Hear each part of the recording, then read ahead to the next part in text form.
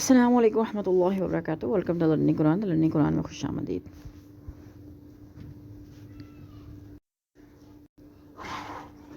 سورۃ الفتح مکمل کر چکے ہیں. سورۃ الحجرات ہم نے اسٹارٹ کرنی ہے. چلیے اسٹارٹ کرتے ہیں.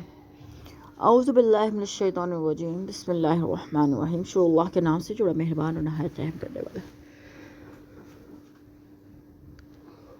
یا ایھا الذین آمنوا، اے لوگو جو اے ایمان والو،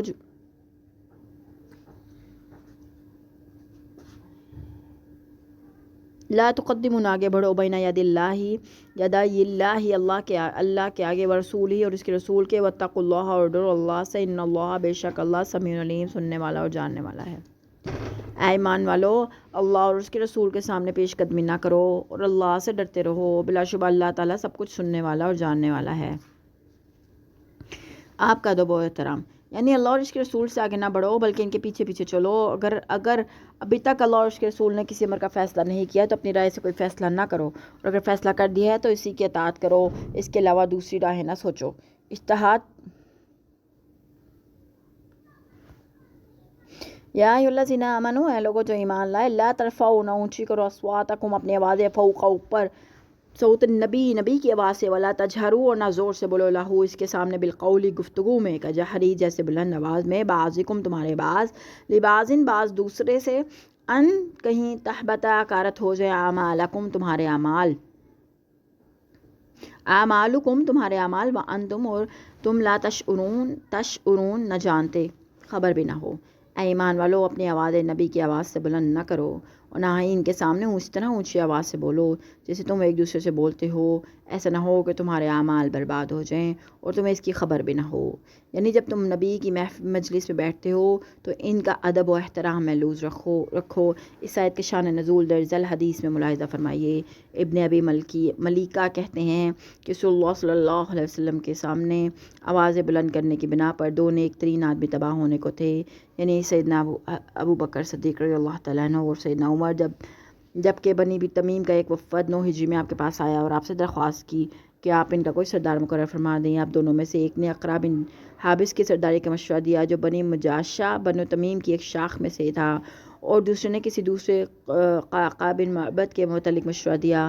نافع بن عمر کہتے ہیں کہ مجھے اس کا نام یاد نہیں رہا. اس پر سیدنا ابو بکر صدیق سیدنا عمر سے کہنے لگے، آپ تو مجھ سے اختلاف ہی کرنا چاہتے ہیں. سیدنا عمر نے کہا، میں آپ سے اختلاف نہیں کرنا چاہتا بلکہ یہ مصلحت کا تقاضا ہے. اس معاملے میں دونوں کی آوازیں بلند ہو گئیں تو اللہ تعالیٰ نے یہ آیت نازل فرمائی. سیدنا عبداللہ بن زبیر کہتے ہیں، جب سے یہ آیت نازل ہوئی تو سیدنا عمر اتنی آہستہ بات کرتے کہ آپ کو ان سے پوچھنے کی ضرورت پیش آتی، لیکن انہوں نے یہ بات اپنے نانا سیدنا ابو بکر صدیق رضی اللہ عنہ کے متعلق نقل نہیں کی. یہ ادب اگرچہ نبی کی مجلس کے لیے سکھلایا گیا، اور اس کے مخاطب صحابہ کرام یا وہ لوگ تھے جو آپ کے زمانے میں موجود تھے، اور یہ ادب اس لیے سکھایا گیا تھا کہ لوگ آپ کو ایک عام اور معمولی آدمی نہ سمجھیں بلکہ وہ یہ سمجھیں کہ وہ اللہ کے رسول کی مجلس میں بیٹھے ہیں. تاہم اس حکم کا اطلاق ایسے موقع پر بھی ہوتا ہے جہاں آپ کا صلی اللہ علیہ وسلم کا ذکر ہو رہا ہو، یا آپ کا کوئی حکم سنایا جائے، یا آپ کی حدیث بیان کی جائے. آواز مقابلتاً پست ہونی چاہیے. اس کا دوسرا پہلو یہ ہے کہ اگر نبی سے بات کرنا بھی ہو تو نبی کی آواز سے تمہاری آواز بلند نہ ہو. نیز مسجد نبوی میں کوئی بات عام آواز سے زیادہ اونچی آواز سے نہ کی جائے. اس بے ادبی کی تمہیں یہ سزا مل سکتی ہے کہ تمہارے نیک اعمال برباد کر دیے جائیں گے. اس آیت کا جو اثر صحابہ کرام پر ہوا درج الحدیث سے واضح ہوتا ہے. سیدنا انس بن مالک رضی اللہ تعالیٰ عنہ کہتے ہیں کہ رسول اللہ صلی اللہ علیہ وسلم نے ثابت بن قیس بن شماس کو کئی روز تک اپنی صحبت میں نہ دیکھا. ایک شخص سعد بن معاذ کہنے لگا، یا رسول اللہ، میں اس کا حال معلوم کر کے آپ کو بتاؤں گا. چنانچہ وہ گئے تو ثابت کو اپنے گھر سر جھکائے دیکھا اور پوچھا، کیا صورت حال ہے؟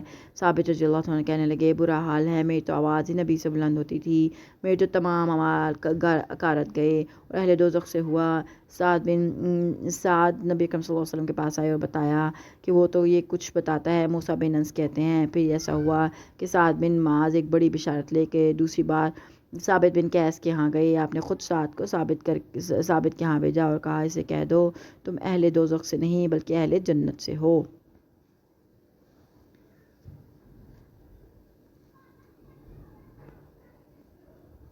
یہ ثابت بن قیس خطیب انصار تھے. جب مسلمہ قذاب مدینہ میں آپ سے کچھ دو کے اصول کے تحت سمجھوتا کرنے کی غرض سے آیا تو رسول اللہ صلی اللہ علیہ وسلم نے انہی ثابت بن قیس کو اس سے گفتگو کرنے کے لیے مأمور فرمایا تھا. ان کی آواز قدرتی طور پر بھاری اور بلند تھی، اس لیے آپ اس حکم سے ڈر گئے تھے. آپ نے انہیں اسی لیے اس حکم سے بچتنا قرار دیا کہ وہ بے عدم احترام کی وجہ سے آواز بلند نہیں کرتے تھے، بلکہ قدرتی طور پہ ہی ان کی آواز بلند تھی. ان الذین، بے شک جو لوگ یغضون پست رکھتے ہیں اصواتہم اپنی آوازیں، عند نزدیک رسول اللہ اللہ کا رسول، اولئک ہی وہ لوگ ہیں الذین جو جن امتحن اللہ آزمایا ہے اللہ نے قلوبہم ان کے دل للتقوی پرہیزگاری کے لیے، لہم مغفرۃ ان کے لیے مغفرت ہے، وہ اجر عظیم اور اجر عظیم. جو لوگ اللہ کے رسول کے حضور اپنی آوازیں پست رکھتے ہیں یہی لوگ ہیں جن کے دلوں کو اللہ نے تقوی کے لیے جانچ لیا ہے، ان کے لیے بخشش اور اجر عظیم ہے. اس آیت کے دو مطلب ہو سکتے ہیں. ایک یہ کہ نبی کا ادب و احترام وہی لوگ کر سکتے ہیں جو پہلے تقوی کی بنا پر اللہ اور اس کے رسول کے حکم کے سامنے سر تسلیم خام کرنے کا امتحان دے چکے ہیں.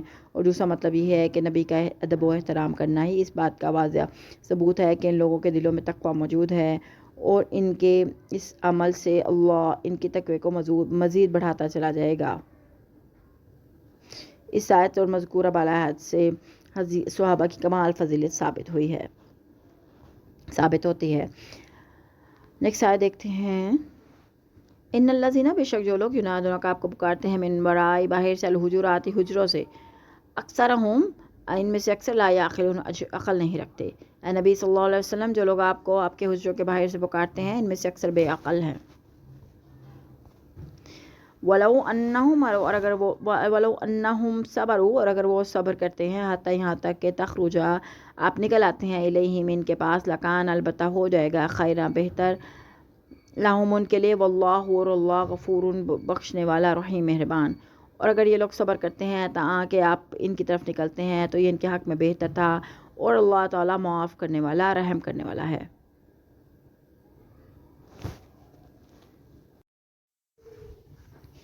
گھر سے بلانے میں ادب کے تقاضے نبی سے انداز گفتگو شائستہ ہونا چاہیے. تمیم کے کچھ لوگ ہیں دوپہر کے وقت آپ کے ہاں آئے جب آپ آرام فرما رہے تھے اور زور سے چلانے لگے، یا محمد صلی اللہ علیہ وسلم باہر ہمارے پاس آئیے، ہماری بڑی اچھی شہرت ہے، ہماری بڑائی بڑی ہے. ان کے پکارنے کے انداز سے معلوم ہو گیا تھا کہ وہ بدو غیر مذہب اور اجڑ قسم کے جنگلی لوگ تھے جنہیں نہ گھر سے بلانے کا سلیقہ آتا تھا نہ گفتگو کرنے کا. وہ دوسروں کے مقابلے میں اپنے آپ کو ہی بہت کچھ سمجھتے تھے. غالباً یہ لوگ مسلمان ہو چکے تھے اور اپنے قبیلے کے ایک سردار کی تقرری کی درخواست لے کر آئے تھے، جیسے کہ اس صورت کے حاشیہ نمبر 2 میں ہم آلریڈی اس بات کو ڈسکس کر چکے ہیں. پھر بھی یہ بات انہی لوگوں پر ہی موقوف نہ تھی. وہ اکثر بدو لوگ اسی بھونڈے انداز میں آپ کو گھر سے بلاتے اور گفتگو کرتے تھے، اور آپ اپنی طبعی شرم و حیا کی وجہ سے انہیں کچھ نہیں کہتے تھے. ایسے ناشائستہ اور ان گھڑ اور بے وقوف قسم کے انسانوں کو اس آیت کے ذریعے تنبیہ کی گئی ہے کہ جب بھی رسول اللہ صلی اللہ علیہ وسلم سے مخاطب ہوں تو اس بات کو محلوظ رکھیں کہ جس سے وہ بات کرنا چاہتے ہیں وہ ایک عام آدمی نہیں بلکہ اللہ تعالیٰ کا رسول اور اس کا نمائندہ ہے، جس کی شان دنیا کے افسروں اور بادشاہوں سے بہت رفع و اعلیٰ ہے. وہ یہ عین ممکن ہے کہ اگر تم اس کی شان میں بے ادبی یا گستاخی کرو تمہیں اپنے ایمان ہی کی خبر منانی پڑے. لہذا تم لوگوں کے لیے رسول کو گھر سے بلانے کا صحیح طریقہ یہ ہے کہ حجرے کے باہر کھڑے ہو کر اندر اطلاع بجو یا مہذب طریقے سے آواز دو، پھر کچھ انتظار کرو. ممکن ہے وہ کسی دوسرے کام میں مصروف ہوں. پھر جب وہ باہر آئیں تو جو کہنا وہ مہذب طریقے سے بات کرو. یعنی اگر تم آئندہ ان آداب کو محلوظ رکھو گے تو اللہ تعالیٰ تمہاری سابقہ خطائیں معاف فرما دے گا. یا ایھا الذین آمنوا، اے لوگو جو ایمان لائے، ان جاءکم اگر تمہارے پاس فاسقون کوئی فاسق بد کردار بنبائن خبر لے کر آئے، فتبینوا تو خوب تحقیق کر لیا کرو، ان تصیبوا کہ کہیں تم زر پہنچاؤ، قومن کسی قوم کو، بجہالۃ نادانی سے، فتصبحوا پھر ہو علی پر ما جو فعلتم تم نے کیا اپنا کیا، نادمین نادم. اے ایمان والو اگر فاسق تمہارے پاس کوئی خبر لے کر آئے تو اس کی تحقیق کر لیا کرو. ایسا نہ ہو کہ تم نادانستہ کسی قوم کا نقصان کر بیٹھو پھر تمہیں اپنے کیے پر نادم ہونا پڑے.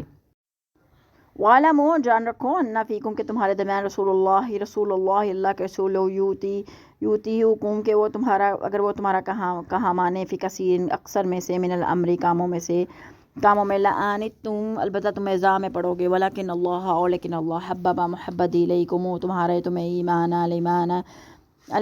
ایمان کی وزینہ اور انہیں اسے آراستہ کر دیا فی قلوبکم تمہارے دلوں میں، وکرہ نہ پسند کر دیا الیکم تمہارے سامنے الکفر کفر والفسوق اور گناہ والعصیان اور نافرمانی، اولئک یہی لوگ ہم الراشدون ہدایت پانے والوں میں سے ہیں۔ اور خوب جان لو کہ تمہیں اللہ کے رسول موجود ہیں، اور اگر اکثر معاملات میں وہ تمہاری باتیں مان لیا کریں تو تم مصیبت میں پڑ جاؤ، لیکن اللہ نے تمہیں ایمان کی محبت دی اور اس محبت کو تمہارے دلوں میں سجا دیا اور کفر، اناد اور نافرمانی سے نفرت پیدا کر دی، ایسے ہی لوگ ہدایت یافتہ ہیں۔ یعنی اپنی خواہش کو حق کے پیچھے چلانے کی ادا سیکھو، یعنی تم لوگوں کے درمیان اللہ کا رسول موجود ہے، ایسی خبریں تم ان تک پہنچا دو اور خود رائے زنی نہ کرنے لگ جایا کرو، بلکہ ان کے پیچھے پیچھے چلو، جو وہ کہیں اسے تسلیم کرو۔ اگر وہ تمہارا مشورہ قبول نہیں کرتے تو ان کا برا نہ مانو، اور اگر وہ تمہارے مشورے اور آراء قبول کرنے لگیں تو تمہاری بھی آراء آپس میں مختلف و متضاد ہوتی ہے، اس صورت میں تو تم پر اور کئی مصیبتیں پڑ جائیں۔ لہٰذا حق کو اپنی خواہشات کے پیچھے نہ چلاؤ، بلکہ اپنی خواہشات اور آراء کو حق کے تابع کرنے کی ادا سیکھو۔ تم پر ہی اللہ کی خاص مہربانی ہے کہ تم کفر اور اللہ اور اس کے رسول کی نافرمانی کے کاموں سے نفرت ہو چکی ہے، اور اللہ اور اس کے رسول پر ایمان اور رسول کے اطاعت میں تم راحت اور خوشی محسوس کرتے ہو، لہٰذا معاشرتی آداب کے سلسلے میں ان کی ہدایت کو محفوظ خاطر رکھو، اور جو تمہیں اب دی جا رہی ہے اسی صورت میں تم ہدایت یافتہ ہو سکتے ہو۔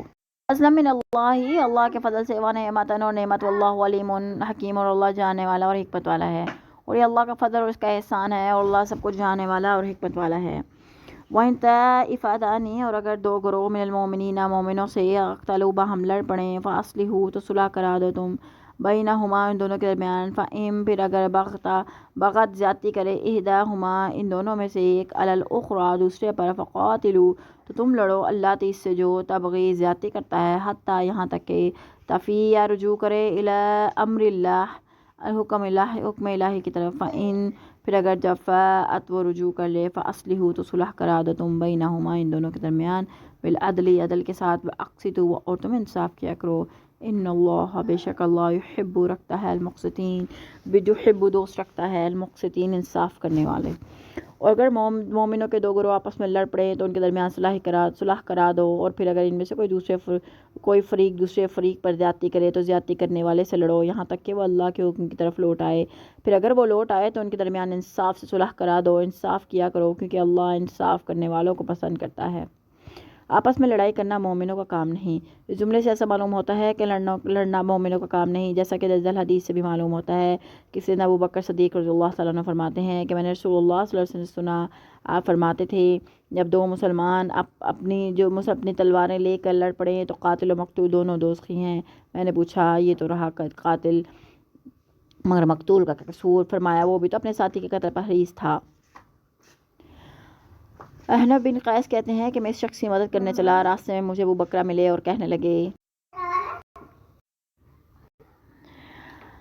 احنف بن قیس کہتے ہیں کہ میں اس شخص کی مدد کرنے چلا، راستے میں مجھے ابو بکر ملے اور مجھ سے پوچھنے لگے اور پوچھا کہاں جاتے ہو؟ میں نے کہا اس شخص کی مدد کے لیے۔ ابو بکر کہنے لگے واپس چلے جاؤ، کیونکہ میں نے رسول اللہ صلی اللہ علیہ وسلم کو یہ کہتے سنا ہے کہ جب دو مسلمان اپنی تلواریں لے کر لڑ پڑیں تو قاتل و مقتول دونوں دوزخی ہیں۔ میں نے پوچھا یا رسول اللہ یہ تو ہوا قاتل، مگر مقتول کا کیا قصور؟ فرمایا وہ بھی تو اپنے ساتھی کے قتل پر حریص تھا۔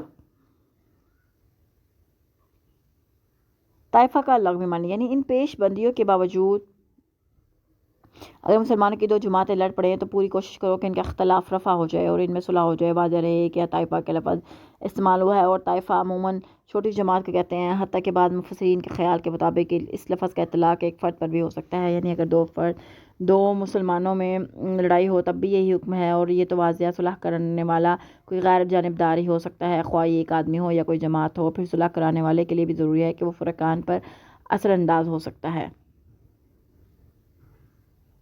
مسلمانوں میں صلح کرنا اور عدل کو پیش نظر رکھنا ضروری ہے، یعنی اگر کوئی شخص اکیلا فرقین پر اثر انداز ہونے کی اہلیت نہیں رکھتا تو باہم مل کر بھی یہ کام کرنا چاہیے، بیٹھے نہ رہنا چاہیے۔ سب سے پہلے حالات اور اختلاف کا جائزہ لو اور دیکھو کون سا فریق حق پر ہے، کون سا زیادتی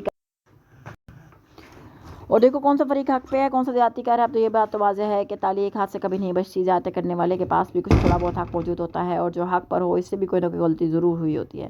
لہٰذا پہلے یہ تشخیص کرنا ہوگی کہ زیادہ حق کس طرف ہے اور زیادتی کا مرتکب کون ہے.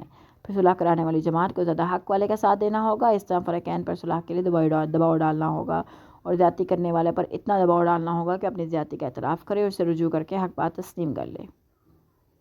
جب یہ مرحلہ طے ہو جائے تو یہ پھر یہ نہیں کرنا چاہیے کہ حق والے فریق میں یک طرفہ فیصلہ دے کر زیادتی کرنے والے فریق کو پوری طرح دبانے کی کوشش کی جائے، بلکہ عدل و انصاف کے ساتھ فیصلہ کیا جائے. اور زیادتی کرنے کے والے کے پاس بھی کچھ تھوڑا بہت حق تھا تو فیصلے کے وقت ان باتوں کو محلوظ رکھ کر فیصلہ کیا جائے، کیونکہ یہی بات اقراب الی الحق اور اللہ تعالیٰ کو پسند ہے. انما المؤمنون، اس کے سوا نہیں مومن، اخوات بھائی فاصلحوا، پس صلح کرا دو بینہ درمیان اخویکم اپنے بھائیوں کے. واتقوا اللہ، اور ڈرو اللہ سے، لعلکم تم پر ترحمون رحم کیا جائے. مومن تو سب آپس میں بھائی بھائی ہیں، لہذا اپنے بھائیوں کے درمیان صلح کرا دیا کرو اور اللہ سے ڈرتے رہو تاکہ تم پر رحم کیا جائے. لڑائی کی روک تھام، یعنی جب تم صلح کرانے لگو تو اس بات کو محلوظ رکھو کہ تم دونوں بھائیوں کے درمیان صلح کرا رہے ہو. پورے عدل و انصاف کو محلوظ رکھ کر اور اللہ سے ڈرتے ہوئے کام اس طرح سر انجام دو کہ نہ کسی فریق کی حق تلفی ہو، نہ ہی کسی پر زیادتی ہو. اگر تم ان کے درمیان عدل و انصاف سے صلح کرا دو تو یقیناً اللہ تعالیٰ تم پر مہربانی کرے گا. اور یہ مہربانی فائری طور پر صلح کرنے والی جماعت پر بھی ہو سکتی ہے اور اجتماعی طور پر بھی، یعنی اللہ تمہاری جماعت کو اس کا شرازہ بکھیرنے سے بچا لے گا، اس کی ساکھ بحال اور قوت برقرار رہے گی. آیت دنیا بھر کے مسلمانوں کو ایک عالمگیر برادری میں منسلک کرتی ہے. مسلمان خواہ دنیا کے کسی کونے میں ہو، دوسرے سب مسلمان اسے اپنا بھائی سمجھتے ہیں. اسلام کے علاوہ ایسا رشتہ اخوت اور کسی دین یا مذہب میں نہیں پایا جاتا. یا ایھا الذین آمنوا، اے لوگو جو ایمان لائے، لا یسخرن، مذاق اڑائے قوم ایک گروہ من القوم دوسرے گروہ کا، عسیٰ کیا عجب ہے، ان یکونوا کہ وہ ہوں، خیرا منہم بہتر ان میں سے، ولا نساء اور نہ عورتیں، من نساء عورتوں کا، عسیٰ کیا عجب ہو، ان یکنن کہ وہ ہوں، خیرا منہن بہتر ان سے، ولا تلمزوا اور نہ عیب لگاؤ، انفسکم بہم ایک دوسرے کو، ولا تنابزوا اور نہ بہم نہ چڑھاؤ، بالالقاب برے القاب سے، بئس الاسم برا نام، الفسوق گناہ، بعد الایمان ایمان کے بعد، ومن اور جو لم یتب توبہ نہ کی، باز نہ آیا، فاولئک تو یہ لوگ ہم الظالمون ظالم ہیں. اے ایمان والو، تمہارا کوئی گروہ دوسرے گروہ کا مذاق نہ اڑائے. ہو سکتا ہے کہ وہ مذاق اڑانے والوں سے بہتر ہو. نہ ہی عورتیں دوسری عورتوں کا مذاق اڑائیں، ہو سکتا ہے کہ وہ ان سے بہتر ہوں. اور ایک دوسرے پر طعنہ زنی نہ کرو، نہ ہی ایک دوسرے کو برے نام رکھو. ایمان لانے کے بعد فسق نام پیدا کرنا بہت بری بات ہے، اور جو لوگ ان باتوں سے باز نہ آئیں وہی ظالم ہیں. مذاق اڑانے سے پرہیز. اس آیت میں ایسے معاشرتی آداب سکھائے جا رہے ہیں جو عموماً لڑائی جھگڑے کا سبب بنتے ہیں. مذاق اڑانے کی دو ہی وجہ ہو سکتی ہیں، ایک مذہبی یا نظریاتی اختلاف کا ہونا، دوسرے مخاطب کو اپنے سے کمتر اور حقیر سمجھنا. خواہ کوئی بھی صورت ہو، مذاق اڑانے سے چونکہ لڑائی جھگڑے کا امکان ہے، لہٰذا لڑائی جھگڑے کے ان ابتدائی لوازمات سے بھی روک دیا گیا. اللہ تعالیٰ نے فرمایا کہ مرد مردوں کا مذاق نہ اڑائیں اور نہ عورتیں عورتوں کا مذاق اڑائیں. یہ نہیں فرمایا کہ مرد عورت کا مذاق نہ اڑائے یا عورت کسی مرد کا مذاق نہ اڑائے. اس سے معلوم ہوتا ہے کہ اسلام میں مخلوط سوسائٹی یا زائدانہ اختلاط، مرد و زن کا تصور ہی مفقود ہے. طنز اور طعنہ سے اجتناب. لمز بمعنی کسی شخص کے کسی فعل یا حرکت میں عیب جوئی کرنا، جیسے پھپتیاں کسنا، کسی کی نقلیں اتارنا، اشارہ کرنا یا زیر لب کسی کو نشانہ علامت بنانا، تنزیہ بات اور چوٹے کرنا، سب کچھ اس معنی میں داخل ہوتا ہے. اس قسم کی حرکتیں چونکہ معاشرتی تعلقات کا بگاڑ دیتی ہیں، لہذا اس کو حرام قرار دیا گیا ہے. لقب کا مفہوم اور قسمیں. لقب دو طرح کے ہوتے ہیں، ایک وہ جو پسند ہو اور دوسری اس کی صورتیں ہیں کہ انسان خود اپنے لیے کوئی پسندیدہ سا لقب اختیار کر لے. دوسری صورت یہ ہے کوئی دوسرا ایسا لقب رکھ دیتا ہے، جیسا کہ سیدنا ابوبکر صدیق رضی اللہ عنہ کا لقب صدیق تھا، یا سیدنا عمر کا لقب فاروق تھا. دوسرے وہ جو مذموم ہوتے ہیں اور ایسے لقب عموماً حریف یا فریق یا مخالف دشمن رکھ دیتے ہیں. اس کی تحقیر یا اس کو چڑھانے کے لیے رکھے جاتے ہیں. اس آیت میں ایسے القاب سے پکارنے سے منع کیا گیا ہے. سیدنا ابو ذر غفاری رضی اللہ عنہ فرماتے ہیں کہ رسول اللہ صلی اللہ علیہ وسلم کو یہ فرماتے سنا ہے کہ جو شخص کسی مسلمان کو فاسق یا کافر کہے، در حقیقت وہ کافر یا فاسق نہ ہو تو خود کہنے والا شخص فاسق یا کافر ہو جائے گا. یا ایھا الذین آمنوا، اے لوگو جو ایمان لائے، اجتنبوا بچو کثیرا من الظن بدگمانیوں سے، ان بعض بے شک بعض ضنی بدگمانیاں اس پر گناہ ہے۔ ولا تجسسوا، نہ ٹٹول میں رہا کرو ایک دوسرے کی۔ ولا یغتب، اور غیبت نہ کرو بعضکم تم میں سے ایک بعض دوسرے کی۔ ایحب، کیا پسند کرتا ہے احدکم تم میں سے کوئی ان یاکلا کہ وہ کھائے کہ وہ کھائے لحم اخیہ اپنے بھائی کا گوشت میتن مردہ کا فکرہتموہ کہ تو تم اس سے گھن کرو گے۔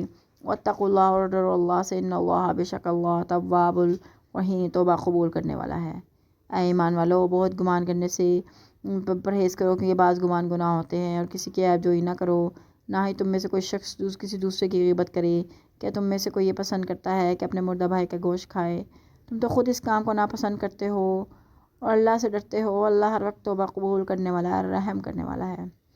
سوء ظن سے پرہیز، اللہ تعالیٰ نے یہ نہیں فرمایا کہ گمان کرنے سے بچو، بلکہ یوں فرمایا زیادہ گمان کرنے سے بچو، کیونکہ گمان تو ہر انسان کو کسی نہ کسی وقت کرنا ہی پڑتا ہے، اور اگر ظن و گمان کی عادت بنا لی جائے تو یہ بہت بری بات ہے، کیونکہ اکثر ظن و بد ظنی پر مشتمل ہوتے ہیں، اور کسی سے سوء ظن رکھنا بذات خود گناہ کبیرہ ہے۔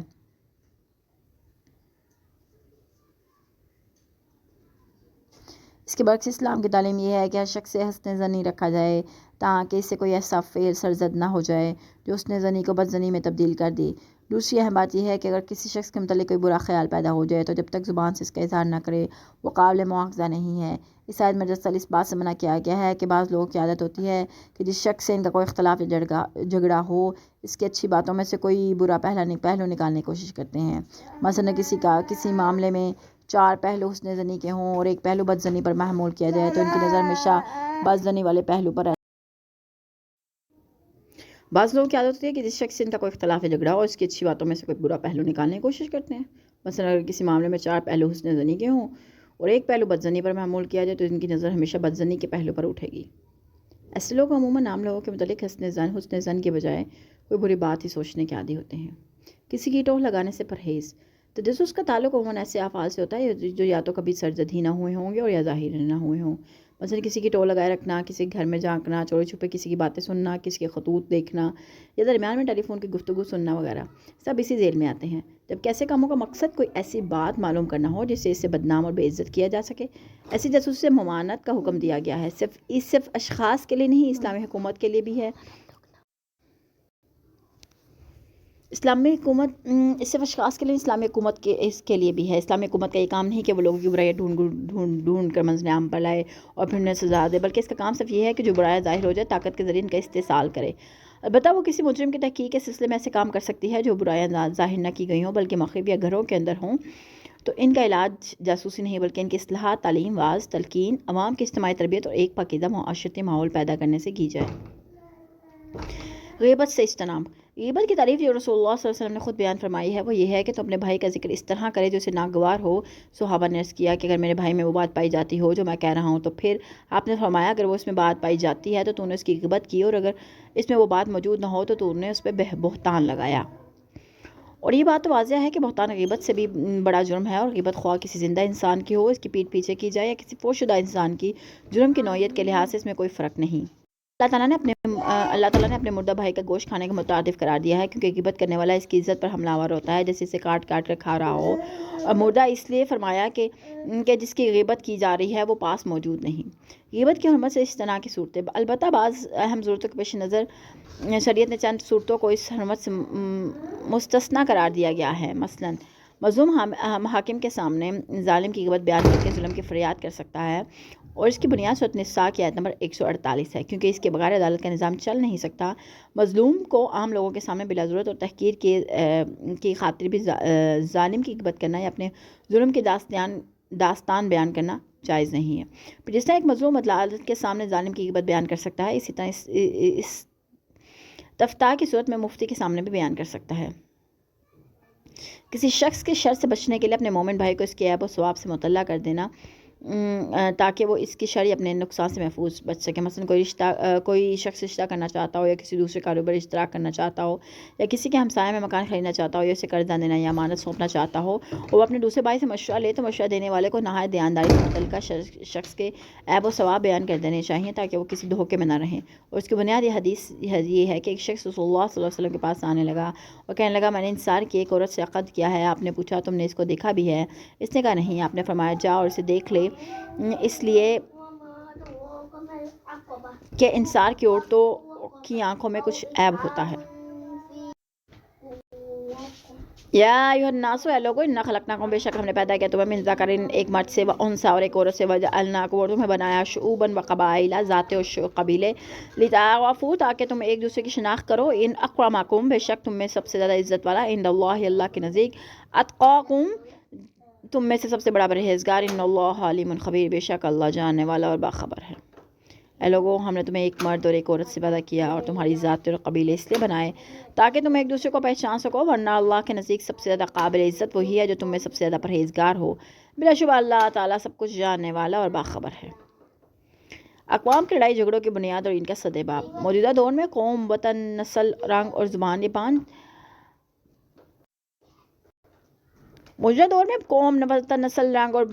پانچ خدایاں معبود بنا لے گئے ہیں۔ انہی میں سے کسی کو بنیاد دے کر پوری انسانیت کو کئی گروہوں میں تقسیم کر دیا گیا ہے جو آپس میں ہر وقت متحارب اور ایک دوسرے سے لڑتے مرتے رہتے ہیں۔ کسی کو قومیت پر ناز ہے، وہ مثلا جرمن یا انگریز قوم سے تعلق رکھتے ہیں، کوئی سفید رنگ کی نسل ہونے پر فخر کرتا ہے، کوئی سید و فاروقی یا صدیقی ہونے پر ناز کرتا ہے۔ گویا ان چیزوں کو تفاخر اور تنافر کا ذریعہ بنا دیا گیا ہے، حالانکہ سب انسان ہی آدم و حوا کی اولاد ہیں۔ یاد ایسے معبودوں یا بالفاظ دیگر فتنہ و فساد اور لامتناہی جنگوں کی بنیاد کو جڑ سے اکھاڑ پھینکتی ہے۔ برتری کی بنیاد صرف تقویٰ ہے۔ اللہ تعالیٰ فرماتے ہیں کہ ہم نے تو تمہارے قبیلے اور قومیں اس لیے بنایا ہے کہ تم ایک دوسرے سے الگ الگ پہچانے جا سکو۔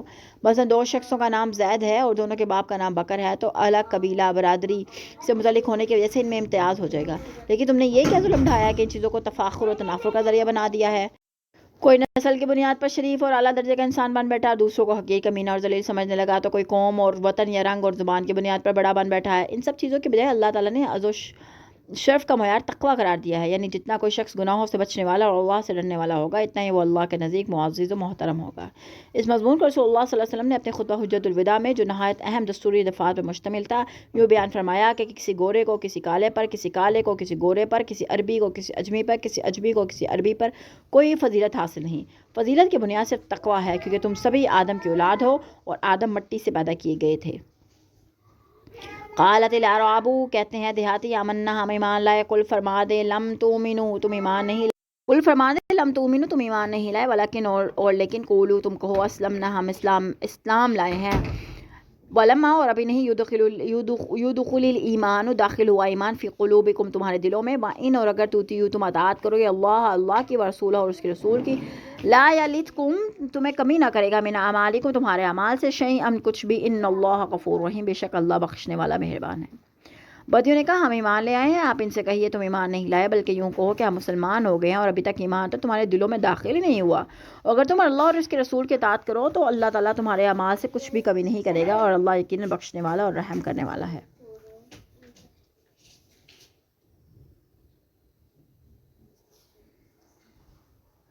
بدوی منافق قبائل کا اسلام کیسا تھا؟ یہ بدوی وہی لوگ تھے جو قبیلہ غفار، مزنیہ، جہینیہ، اسلم اور اشجع سے تعلق رکھتے تھے اور اپنے نفاق کی وجہ سے غزوہ حدیبیہ میں شریک نہیں ہوئے تھے، اور جب آپ اس غزوہ سے واپس آ گئے تو ہیلے بہانے تراش کر اپنے لیے استغفار کی التجا کر رہے تھے۔ ان کا ذکر سورۃ احزاب کی آیت نمبر 11 سے 16 میں گزر چکا ہے۔ یہ لوگ کلمہ شہادتیں پڑھ کے مسلمان تو ہو گئے تھے اور ارکان اسلام بھی بجا لاتے تھے، مگر ایمان ان کے دلوں میں راسخ نہیں ہوا تھا۔ انہیں آسان اور میٹھا میٹھا اسلام تو گوارا تھا، لیکن وہ اس کے لیے کوئی مالی یا جانی قربانی پیش کرنے یا مشکلات برداشت کرنے کو تیار نہ تھے۔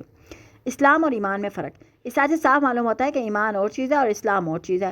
حدیث جبرائیل سے بھی یہی بات ثابت ہوتی ہے۔ جب جبرائیل نے آپ صلی اللہ علیہ وسلم سے پوچھا کہ ایمان کیا چیز ہے، تو آپ نے جواب دیا کہ ایمان یہ ہے کہ تو اللہ کا اور اس کے فرشتوں کا، اس کی کتابوں کا، اس کے رسولوں کا یقین رکھے، اور اس بات کا بھی کہ مر کر دوبارہ زندہ ہونا ہے۔ اور جب جبرائیل نے پوچھا کہ اسلام کیا ہے، تو آپ صلی اللہ علیہ وسلم نے فرمایا کہ تو صرف اللہ کی عبادت کرے، اس کا شریک نہ بنائے، نماز قائم کرے اور زکوٰۃ ادا کرے اور رمضان کے روزے رکھے۔ اس حدیث سے معلوم ہوا کہ ایمان کا تعلق دل کے افعال سے ہے اور اسلام کا ظاہری اعمال سے۔ یہ ان میں فرق کا پہلو ہے۔ مماثلت کا پہلو یہ ہے کہ اگر ارکان اسلام کا باقاعدہ اور خلوص نیت سے ادا کیا جائے تو اس سے ایمان میں اضافہ ہوتا جاتا ہے، اور ایمان میں اضافے سے ظاہری اعمال میں حسن پیدا ہوتا ہے۔ اس لحاظ سے ایمان اور اسلام ایک دوسرے کے معید اور لازم ملزوم بن جاتے ہیں۔ منافقوں میں کمی یہ ہوتی ہے کہ ان کے اعمال میں نہ خلوص ہوتا ہے نہ حسن عمل، لہٰذا ان کا ایمان شہادت کے اقرار سے آگے بڑھتا ہی نہیں، یعنی ایمان یا یقین ان کے دلوں میں راسخ نہیں ہوتا۔ اسی بات کو اللہ نے ایمان نہ لانے کے مترادف قرار دیا ہے۔ یعنی اب بھی اگر تم اپنا رویہ درست کر لو، دل و جان سے اللہ اور اس کے رسول کی اطاعت کرنے لگو، تو اللہ تمہارے سابقہ اعمال کا اجر تمہیں دے دے گا، اس میں کچھ کمی نہ کرے گا، اور تمہاری سابقہ خطائیں پہ معاف فرما دے گا۔ اللہ کی ذات بہت غفور و رحیم ہے۔ ان المومنین، اس کے سوا کوئی مومن نہیں، الذین وہ لوگ جو آمنوا ایمان لائے باللہ اللہ پر، ورسولہ اس کے رسول پر، ثم پھر لم یرتابوا نہ پڑے شک میں وہ، وجاہدوا اور انہوں نے جہاد کیا باموالہم اپنے مالوں سے، وانفسہم اور اپنی جانوں سے، فی سبیل اللہ اللہ کی راہ میں، اولئک هم الصادقون یہی لوگ سچے ہیں۔ حقیقی مومن تو وہ لوگ ہیں جو اللہ اور اس کے رسول پر ایمان لائے، پھر شک میں نہیں پڑے اور اپنے مال اور جانوں سے اللہ کی راہ میں جہاد کیا، یہی سچے مومن ہیں، مسلمان ہیں۔ اس آیت میں مومن اور منافقوں کا تقابل پیش کر کے بتایا گیا ہے کہ حقیقی مومن اللہ کے وعدوں اور اس کے رسول پر پوری طرح یقین رکھتے ہیں، وہ مفاد پرست نہیں ہوتے، لہذا جو کچھ اللہ اور اس کے رسول کا ہے فوراً اس کی اطاعت کرتے ہیں، وہ وقت ضرورت صرف جان اور مال کی قربانیاں بھی پیش کر دیتے ہیں۔ ان منافقوں کی طرح ہیلے بہانوں سے فرار کی راہ اختیار نہیں کرتے، ایسے ہی لوگ راست باز ہوتے ہیں۔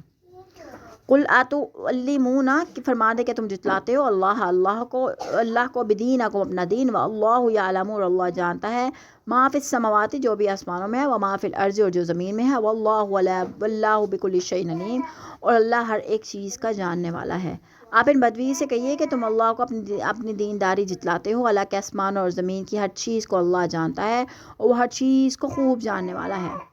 ان لوگوں نے رسول اللہ صلی اللہ علیہ وسلم کے پاس آ کر یہ کہا تھا کہ ہم اسلام لائے ہیں، اور ان کا یہ اسلام لانا چڑھتے سورج کے سلام کرنے کے مترادف تھا۔ وہ اسلام لا کر اپنی جان و مال کی حفاظت اور اموال غنائم سے اپنا حصہ طلب کرنا چاہتے تھے۔ اللہ تعالیٰ نے اس کے جواب میں فرمایا کہ جیسا تم اسلام لا رہے ہو اللہ کو اس کا ٹھیک پتہ ہے، اور ان اغراض کے تحت تم لا رہے ہو وہ بھی معلوم ہے۔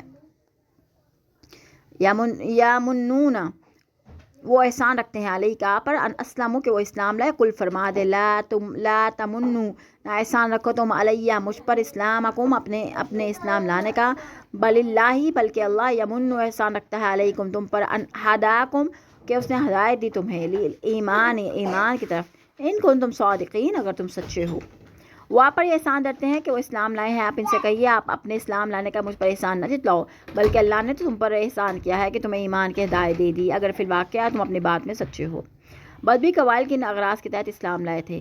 ایسے بدو دراصل اسلام لا کر احسان یہ جتلاتے تھے کہ ہم از خود ہی متی بن کر اور اسلام لا کر آپ کے پاس حاضر ہو گئے ہیں، اور آپ کو ہمارے خلاف لشکر کشی نہیں کرنا پڑی، اور اس سے ان کا مقصود یہ تھا کہ اب ہماری طرف توجہ فرمائیے اور اموال غنائم میں سے ہمیں کچھ مال دیجیے۔ اس کے جواب میں اللہ تعالیٰ نے اپنے نبی سے کہا کہ انہیں کہہ دیجیے کہ اگر تم اسلام لائے ہو تو اپنے اغراض کے لیے لائے ہو، ورنہ تمہارا بھی وہی حشر ہوتا جو دوسرے کافروں کا ہو رہا ہے۔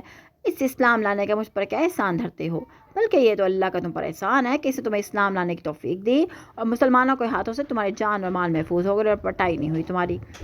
یہ تم کیا الٹی گنگا بہا رہے ہو؟ اور دیکھو تم فی الواقع سچے ایماندار تو ہوتے تو تمہیں یہ بات کہتے شرم بھی آنی چاہیے تھی۔ جیسے ایک بادشاہ اگر کسی کو ملازم رکھ لے تو یہ بادشاہ کا ملازم پر احسان تو ضرور ہوتا ہے، مگر ملازم سے کسی صورت یہ نہیں کہتا کہ میں تمہاری خدمت کر کے تم پہ احسان کر رہا ہوں۔ ان اللہ بے شک اللہ یعلم وہ جانتا ہے غیبہ پوشیدہ باتیں، السماوات آسمانوں کی، والارض اور زمین کی، واللہ بصیر بما تعملون اور اللہ دیکھنے والا ہے جو کچھ تم کرتے ہو۔ اللہ آسمان اور زمین کی سب پوشیدہ چیزوں کو جانتا ہے، اور جو کچھ تم کر رہے ہو اللہ اسے دیکھ رہا ہے۔ یہاں پہ سورۃ حجرات ہماری مکمل ہو گئی الحمدللہ۔ چلیں انشاءاللہ نیکسٹ ویڈیو میں ملاقات کریں گے۔ ٹیک کیئر، اللہ حافظ۔